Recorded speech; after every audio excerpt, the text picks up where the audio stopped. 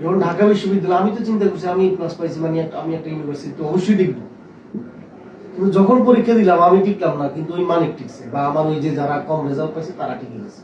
ওই রাত্রে কিন্তু আমার ঘুম হয় না। ওই রাত আমার শিখাইছে হাউ টু সার্ভাইভ। অনেক জায়গায় ভালো কিন্তু রেজাল্ট হয় না, তারা 3 জন মেধাবী স্টুডেন্ট তারা কিন্তু ভালো রেজাল্ট করেছে। আবার তোমাদের একটু সতর্ক করছি। সতর্ক কি ধরনের সতর্ক? আমি যখন ইন্টারে প্লাস পেয়েছি, তো আমি যে কলেজ থেকে প্লাস পেয়েছি ওই কলেজের প্রথমে ক্লাস গ্রামের কলেজে পড়াশোনা করছি। টোটাল স্টুডেন্ট হচ্ছে 317 জন। এই 317 জন পরীক্ষা দিয়ে একজন এ প্লাস পেয়েছি, সেটা আমি। এটা তোমাদের সতর্কতার জন্য বলছি। তোমার কি মন খারাপ? তুমি মনোযোগ দিয়ে শুনতেছ, আমার কথা বুঝতেছ?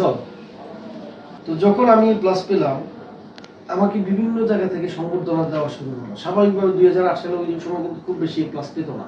তো ওই সময় আমি যখন এই প্লাস পেলাম, কুমিল্লা শিক্ষা বোর্ড থেকে ওই শিক্ষা বোর্ডের চেয়ারম্যান এসে আমাকে সংবর্ধনা দিল। আমি তো তখন খালি সংবর্ধনা দিচ্ছি আর ফুল টুল মালা টালা গলায় পরাই দিচ্ছে, খুব ভালো লাগতেছে, আমি খুব এনজয় করছি। কিন্তু আমার চেয়ে যারা কম রেজাল্ট পেলো তারা কুমিল্লায় গিয়ে তারা ভার্সিটি কোচিং করছে শহরে গিয়ে। আমি গ্রামে বসে বসে কি নিচ্ছি? সংবর্ধনা নিচ্ছি। আর ওরা ওইখানে যে 4.90 পাইছে, 80 পাইছে, 4.50 পাইছে, ওরা জেলায় গিয়ে ওরা কি করছে? কোচিং করছে ভার্সিটি টেস্টে। পরে যখন আমার মাথায় আসলো যে আমি তো এবার ভার্সিটি টেস্ট দিতে হবে, মানে চিন্তা করতেছি, তখন অনেক দেরি হয়ে গেছে। আর ওদিক দিয়ে ওরা অনেক আগে গেছে।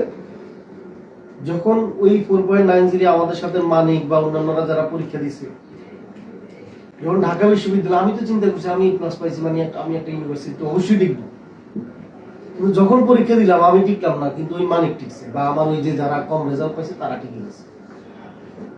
ওই রাত্রে কিন্তু আমার ঘুম হয় না।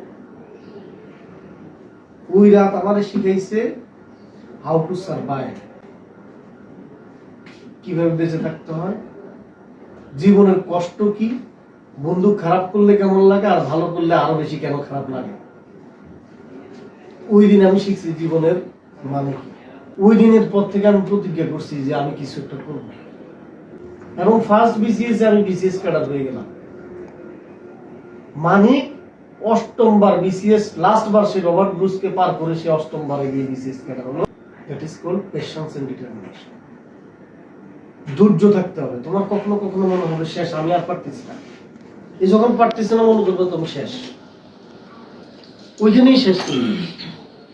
তোমার সব সময় সে একটা দৃঢ়তা থাকবে যে আমি পারবো, আমাকে দিয়ে হবে।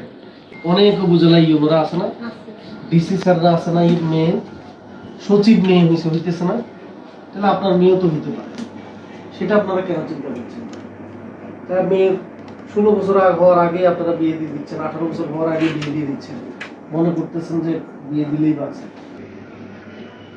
তুমি কোন স্কুল থেকে? তুমি তুমি 3 জন 3টাই। তোমাদের এমনি কি ইচ্ছা কি কোথায় সাগরের এই পারে করবা নাকি ওই পারে? এই যে লাইফের একটা উত্থান শুরু হলো, আমি আশা করি যে তোমাদের যে ভবিষ্যৎ যে জীবনটা সেটা যাতে আর কোনোভাবে ডাউন না হয়। আমি আশা করব তারা এই রেজাল্টটা ধরে রাখতে